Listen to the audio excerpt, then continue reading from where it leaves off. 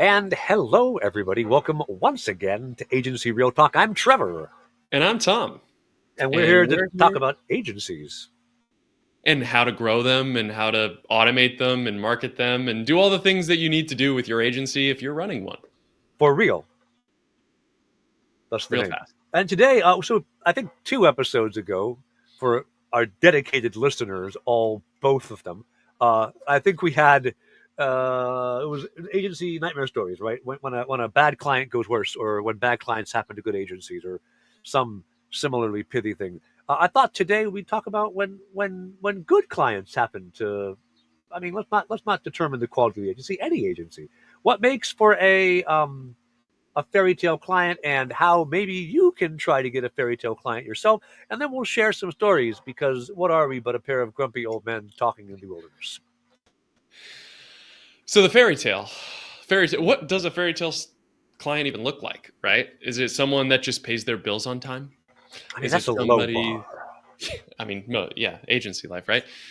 Is it somebody that maybe overpays a bill or communicates really well or gives you a bunch of referrals? What is a fairy tale client? I think Um, that's a good question. I think you probably have an answer. That was a rhetorical one, so go ahead and go. I have an answer for some fairy tale clients that I've had. I think the only consistent thread is the inconsistency that you stumble upon them. They find you. You just kind of run into them throughout your time. You get some good ones. You get some nightmare clients, but fairy tale clients are equally few and far between and hold a very special place. For me at least, there's a number of fairy tale clients I've had. Um, Shout out if you're watching, but really, I think Shout out nameless company, because we won't go. NDAs cut yeah, both ways, brother. just don't want to Yeah, ruffle that's any right. feathers. Just like you don't name the bad ones, you probably shouldn't name the good ones. Probably shouldn't, because then they'd get pitched, right? Like, Yeah, from our millions of yeah. Oh, subscribers, they'd get pitched saying, yeah. "Hey, I want that fairy tale client."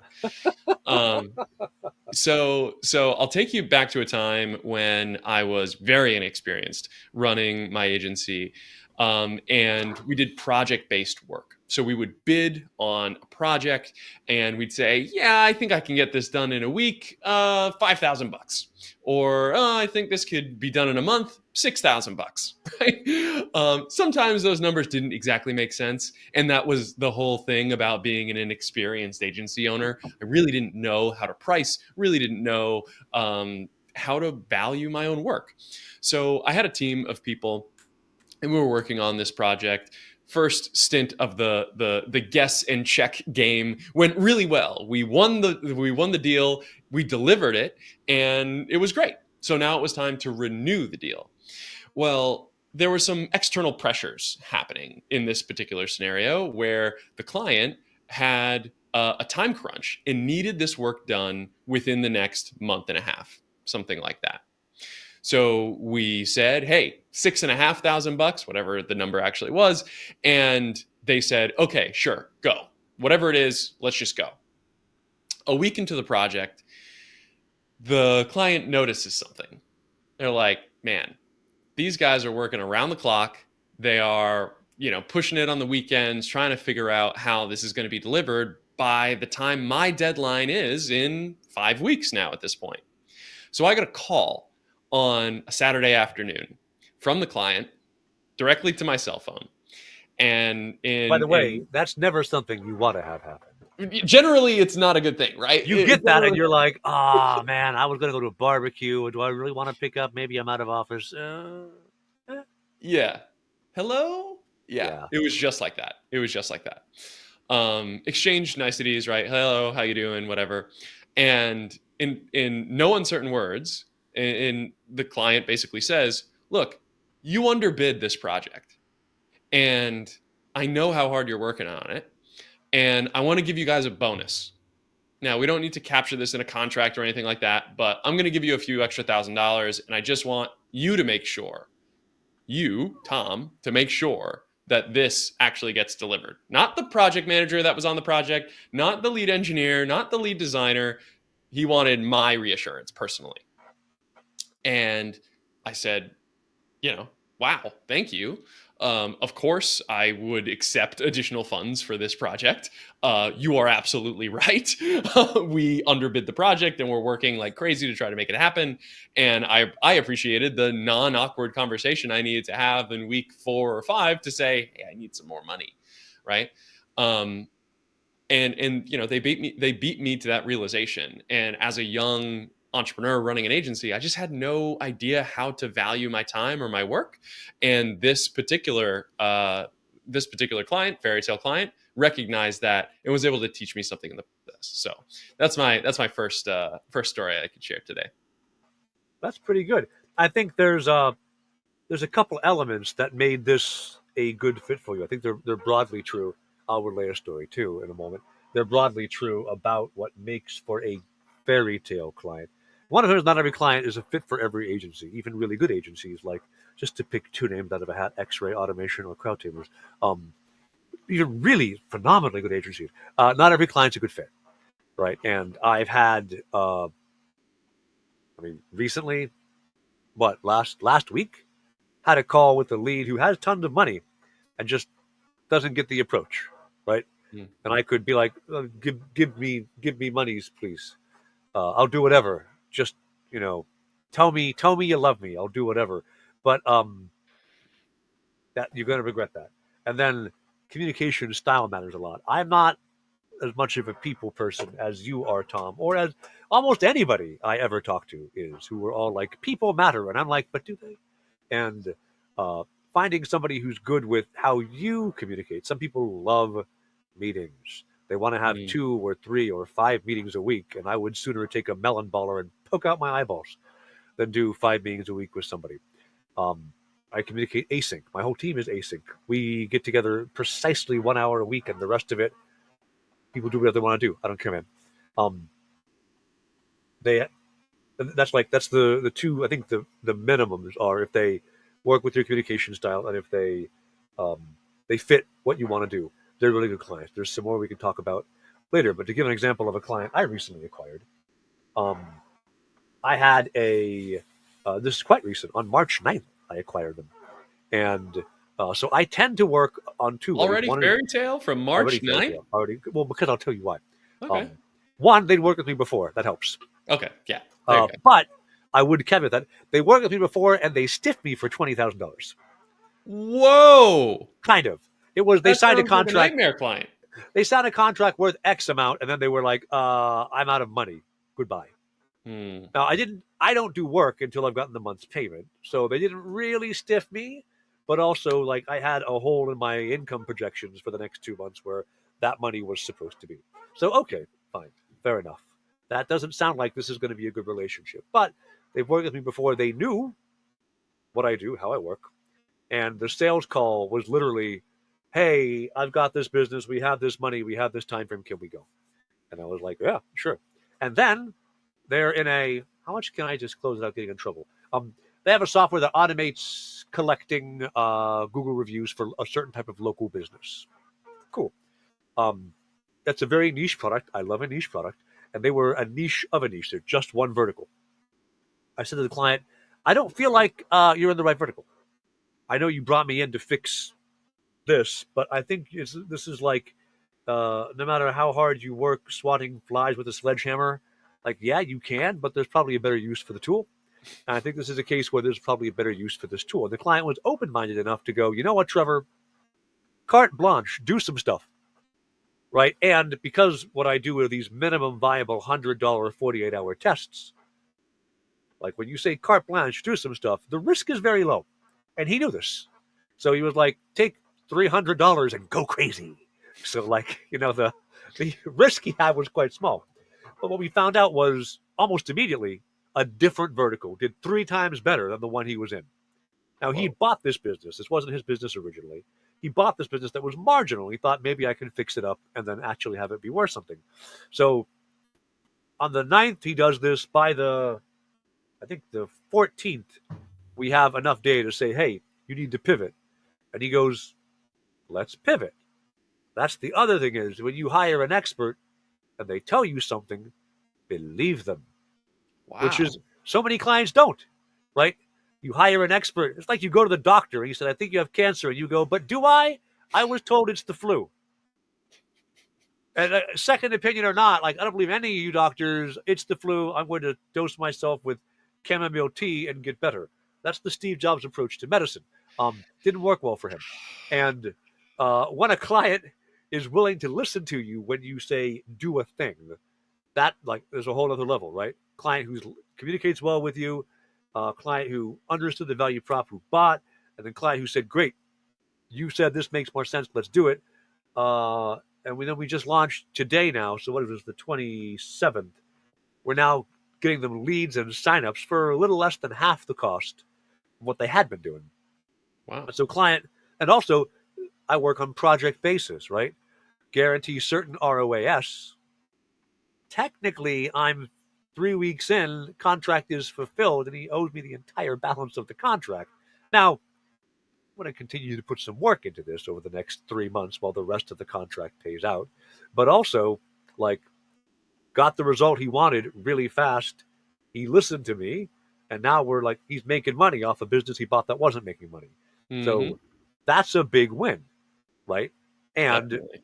not just a win, which of course feels good, but also everything aligned in the way that I want things to work when I work with a client is you hire crowd tamers to answer the big question of how do we go to market.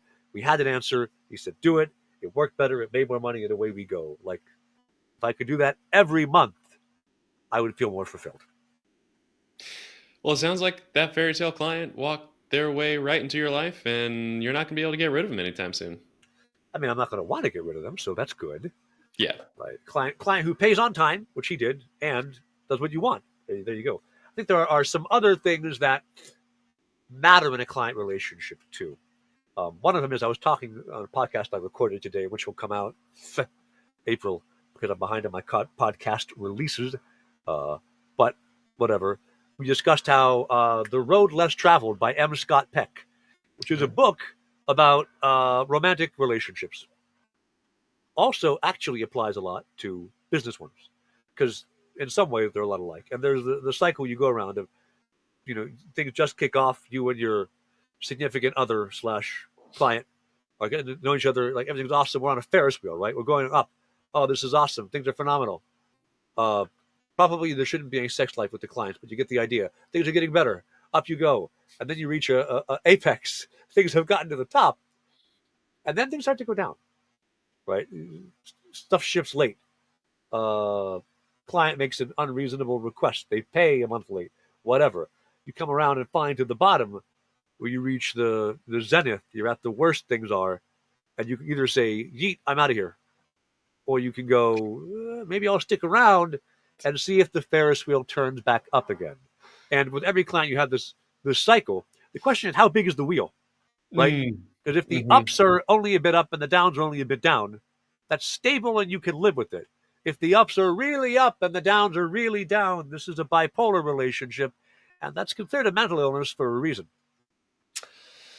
I haven't heard that analogy before, as far as the life cycle or relationship with the client. I think that's pretty holds pretty true in my experience. You definitely go through that honeymoon phase of everything is great. This is going to be an awesome project, and then inevitably there's a request or a thing slides a week or two, and then people just want to make sure that what you said is what you'll do will be what you did, right? You got to tell them what you're going to tell them. You got to tell them, and then you got to tell them what you told them. That's the old agency adage. Um, but yeah, the other thing that I would add also to, I guess, characteristics of fairy tale clients. I've had some really great clients that teach me something intentionally and go out of their way to educate me about their business, about their industry, about running businesses generally. If you're speaking to another co founder of a different company, just the willingness, I think, to get into the details and share something that they've learned is a pretty tried and true characteristic of a fairy tale client, because it goes way beyond the bounds of this one engagement in this one circumstance for these companies, right? You mentioned having this fairy tale client, after a couple of weeks. Yeah, you had some experience with them at a previous company. That's no surprise. That's a recurring pattern that I think a lot of fairy tale clients get to have. Is they had one experience with you, they trust you, they know that you'll do what you say that you'll do, and then can really accelerate the entirety of the relationship and the opportunity, because there's that base level of trust there. Yeah. And I had, speaking of another podcast I've recorded with one of my clients a while back, he runs a consultancy that teaches people how to be better mentors. Uh, and I'm a mentor for a whole bunch of startups. And I had an interview with him, which when I released in a couple more weeks, he basically was like, here's what good mentors do, and here's what bad mentors do. And I'm like, why are all the things that you said bad mentors do what I do? I've been doing this for 8 years now. And to have somebody, he was kind about it, but school me on like, hey, so a bad mentor tells you what to do. A good mentor is more Socratic and says, why have you found yourself in this place? And how do you get yourself out of this situation? Yeah, And I'm like, okay, well, way because to you ain't got call time me. for that. Yeah. That is part of it, right? My mentoring calls are like 15 minutes. Yeah, If I ask one question, by the time we're done, it's like, cool, you've now explained the first of the 5 whys. So, talk in a month? Like, yeah, that's yeah, part of it. But I think there are ways to improve the practice. I think teaching you something is a sign of a good client, somebody who's thinking more deeply than uh, just, hey, what's the transaction I'm engaging in right now? yeah. So, Yeah, definitely. One mindset lesson I was shared from a client was focusing around, he was in the VC space, very um, taking some big shots, right? He was aspiring to be, running his own venture capitalist firm. So he was making some small bets here and there, and doing some things on the side. And he clarified with me once what his goals were, and that's, I just want to play the game and take a couple of shots at the fence, right? Just be like, get a base hit, do the things that you can do, like easy, low level things, and then have a couple of opportunities that could go real far, real deep, that I'm loosely connected to. And it's not what you're basing your own self perception, your own value, self worth on, those big shots that you're taking at the fence. It's no, I pride myself on just getting base hits and being able to also have the opportunity to, maybe one day things will work out, and really get a big hit. But I really internalize that, because I think it's so easy, especially with all of this AI stuff. Oh, we're gonna hit it big. We're gonna take some big opportunity and ride off into the sunset and end up on the moon. And it's just a lot more sustainable to have that mindset of just do what you can today, chip away, lay the bricks, and be able to have another opportunity tomorrow. that's a real good lesson. That is, I spoke at Democratize AI last week. I was in San Francisco. And the talk I gave was uh, Henry Ford invents almost nothing, really. We credit Almost. him with a bunch. What he really did was he made a bunch of money by taking several ideas that we knew and creating the modern automobile as we know it. But the key component, the biggest part of a car by weight, is steel. Hmm. So the most important element of a car, arguably, is steel. The person who invented modern day steel spent 10 years and 10,000 experiments to solve the problem of how do you make corrosion resistant ductile steel at scale. His name was Henry Forrester. No one's heard of him.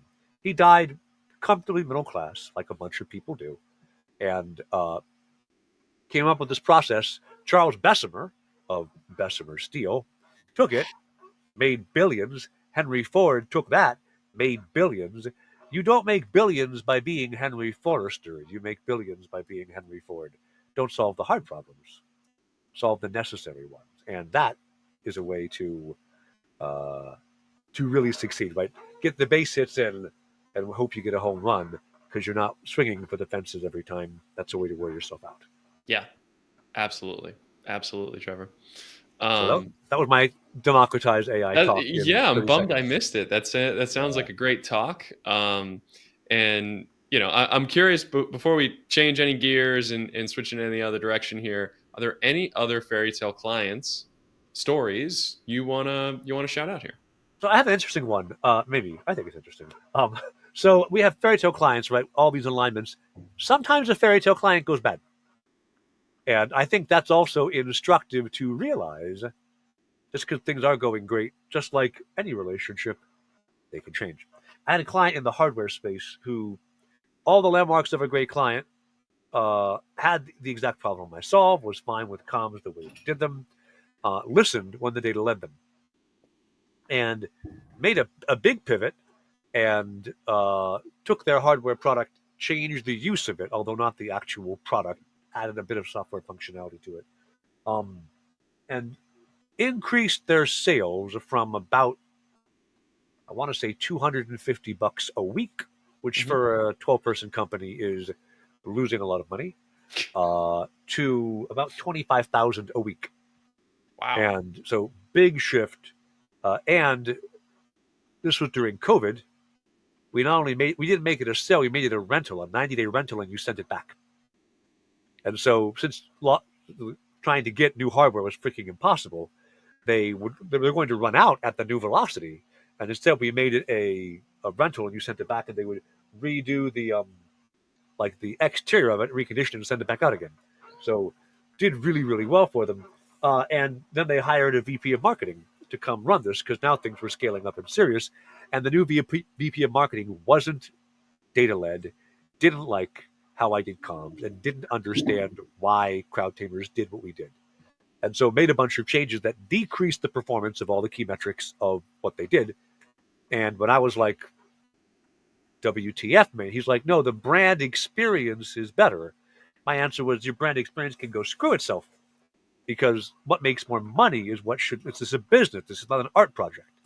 Um, and then in the end, in the attempt to fix things, this is when I learned the hard way. Don't listen to a Google Ads rep if they talk to you. By the by, if a Google Ads rep talks to any of you listening to this, don't believe them because they lie. Follow the recommendation of a Google Ads rep and drop sales from 20,000 a week to about 700 a week. That sounds like Uh, a problem. and in a unrevertible change. They went, hey, how about you 4x the budget on this? There's room. And so I did. And Google AI was like, what? And dropped the spend down to about $40 a day. Now, we had meta ads running as well to drive some sales, but the Google ad spend went from thousands a day to like $40 a day. And the Google ad rep was just like, oh, yeah, that happens sometimes. You'll have to wait a month or two until it sorts itself out. So Whoa. client fired me then, as they probably should, because I didn't tell them not to believe the Google rep, even though their VP of marketing was on the call when the Google rep said this, and we did it. They were still like, we don't understand what you do. You didn't tell us not to do this. You're fired. I was like, okay. Yeah. But Oh man. that went from everything was great, right? I worked with them like a year, was printing the money. We were all so happy. And then in the space of like 2 months, just right. And part of that, I'll take ownership for believing a Google Ads rep, which I did know better. But this guy was like the tier two because we were spending so much, like the highest level of Google Ads rep. I'm like, maybe this guy knows his stuff. The client was gung ho to do it. And I wasn't like, Google Ads reps always lie. Never believe them. Now I do. I don't have the tattoo. It's engraved on my soul. Um, so Google Ads rep, Meta Ads rep lie too. Like they both do. Don't believe them. But the lesson there for me was like when the client changes like that, a good client can very well become a bad fit client, even though they were still paying. I mean, they had more money now. They raised a $17 million Series B because they suddenly showed go to market fit. But like that can happen. And don't get so set in your ways that this is a good client that you don't recognize that things have changed. The magic's not in the relationship anymore. You aren't who you used to be, sweetheart. Well, those sales and ad reps are going to do what those sales and ad reps do. They're going to try to sell and add more stuff. But that's a Ironically, shame. Google Ads rep are comped by if they increase your spend. And so that guy also was forced to leave the account because the spend went from it was like four High grand a enough, but day, not high enough. yeah, Yeah. to $40 a day. So the spend went too low to have him be the ad rep anymore. And I remember being like, "Well, you done shot yourself in your own foot, brother." And the answer of just being like, "It happens sometimes." Like, Yeah. anyway, Oh so man. that's fairy tale client was bad. Anyway, I think there's one more type you mentioned. I've had some of them too. Um, if a client loves you, what's the thing you most want to see them do for you? What is referrals for 300? Yes, Yes, that yes. uh, I have a couple clients that have just been way above and beyond with referrals, and we're talking about maybe an hourly customer that comes in. I talk to for 15 minutes or an hour or a couple of hours, turn into tens of thousands of referral dollars from them. And of course there's ways to appropriately thank that person in various ways, but at the end of the day, like, referrals are the lifeblood of the agency, right? You're constantly looking to find the next opportunity, and if your one opportunity that you have now can turn into one or two or 10 opportunities, like for tomorrow, that is just a massive win for you. And that sort of goes into creating channel partners and being able to really have meaningful partnerships with other organizations in your space, adjacent to your space. But as far as like a fairy tale client goes, like, if you can really make an impression with somebody, build that rapport and be able to understand and empathize with what they're trying to do or the problem that they have, chances are they're not the only one with the problem that they're coming to you with. And it becomes real easy to say, hey, this Trevor guy actually solved this problem. And here's 10 of my other friends running similar companies that also have this problem. And hey, we found one, right? There's this little bit of fogginess in the tech sector, especially of like, is this snake oil or not, right? Is this agency actually going to help me? Or are they just going to try to sell me on more hours? And people have been burned in various ways with Fiverr and Upwork and freelancer.com and like all of those types of sites. It's just a hard process to navigate for somebody who's non-technical trying to solve a problem urgently. So, being able to solve a problem for somebody like that and turning into referrals is pretty much a fairy tale. That is, I agree. Awesome. I have somebody, not even a client, just a guy I know who's referred me like, I don't know, 80 or 110 grand something in business. And yeah, I was like, how do I thank you? What do I do? Like, I'll ship you $1,000 bottle of whiskey, bro. I don't know, whatever, man. Right? What do you want? He's like, no, it's fine. I like what you're doing. And that's so, like, that's crazy to me. Mm-hmm. But like, props, thanks anybody who's in that space who just like, hey, let me send business your way. Much appreciated. Well, Uh, I mean, and then when it, I've done something similar too. Like when we make intros to other freelancers or share work around, like, we don't take a commission on that. Like, it's yours. Like, just solve this person's problem and let me know that it worked out okay. It's just, it's not worth the nickel and diming, or it's not worth the extra energy of trying to say, hey, I referred you this person and I'm keeping track on my tabulator machine. There's just better ways to spend your energy and relationships. there definitely are. I work with a few channel partners who are like paid to refer me business. I've got a few folks who just send stuff my way because they're friends. Both are cool. I love them both. But it is when somebody who you hardly know is like, hey, let me refer you a bunch of business because I think what you're doing is cool. That's like That's special. that's special, right? So I agree. Intros and referrals, and then the thing is, and I'm bad about this. You probably aren't. I'm so bad at asking a client, "Hey, can I get a referral?" Like even the ones who are happy with me, which, let's be fair, the way I just phrased that's like that's rare. Most clients are happy with me. Even the occasional one who's dumb enough to like me. No. So if I have ones who are, the marginal clients who aren't as happy with me, I'm not going to ask them.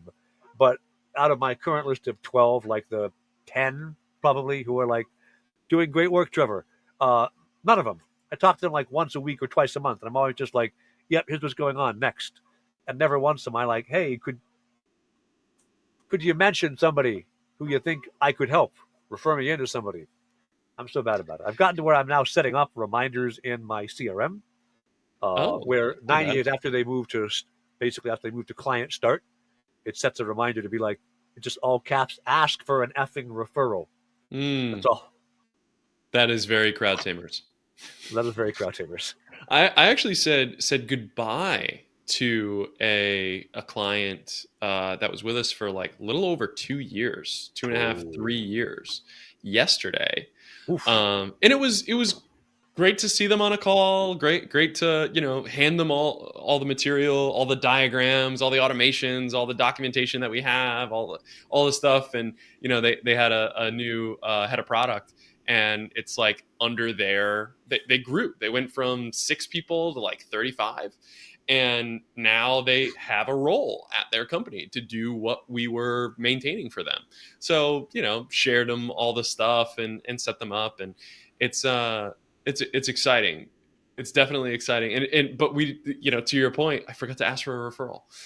Maybe they'll see this video and tag some people in the comments or something like Prefer that. business Tom's way. Yeah, it's okay. We're busy enough. The next 2 weeks, I don't want anything new. We've got an offsite next week. We've got a lot of things going on. It's just like, all right, we gotta take things slow, in due time for sure. I get you. I get you. All right. Awesome. Well, so that's what makes a fairy tale client. I think the last thing is how do you find them? And the answer might be it's a bit random. I think there are some ways to find them, but I'm curious. How do you think you can find a fairy tale client?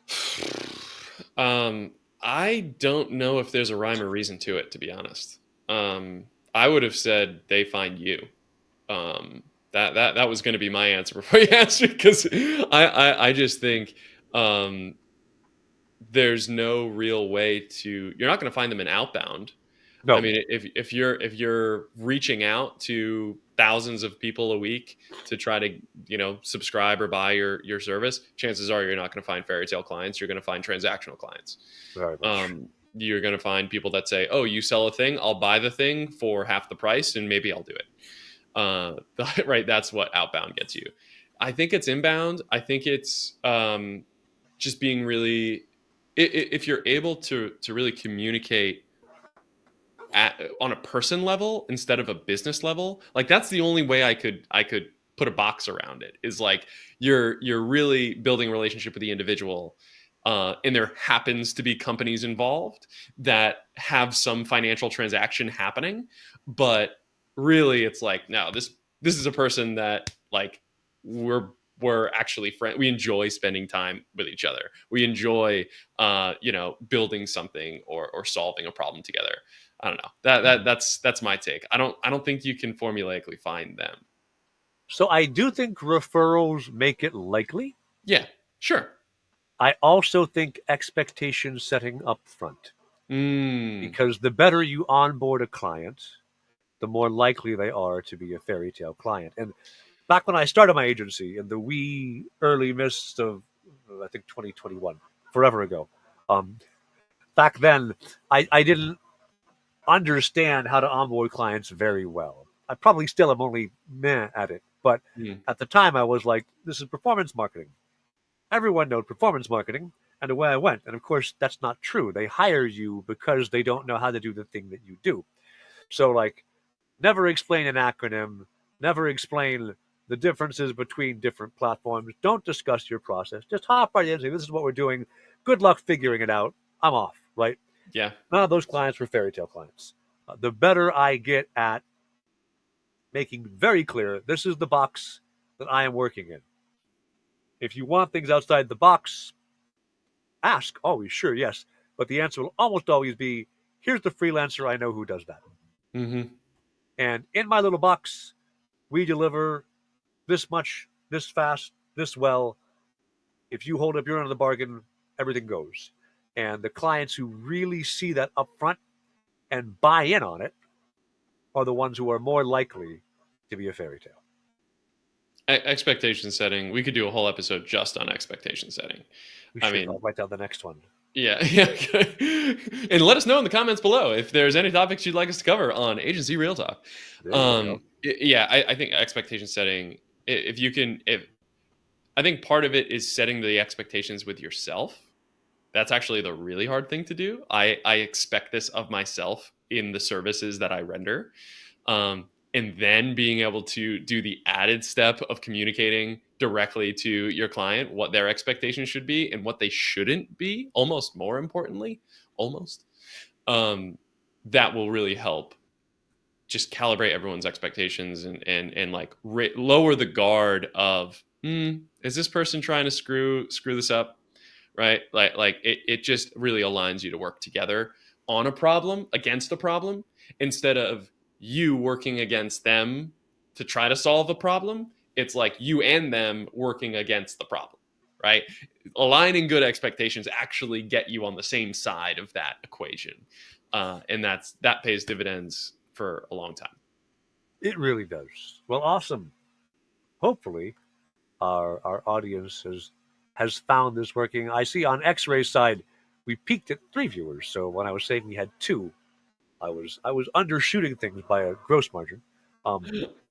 So to our viewers and the folks who get the social snippets, which is really how folks consume this content, is that I'm the mustache is always your top uh, YouTube Shorts post for the week when you use it. Thanks for tuning in as always. Appreciate it. Tom, if someone wants to know more about you, where do they find you? You can find us on YouTube at X-Ray Automation, where we teach you how to save time. So follow us there.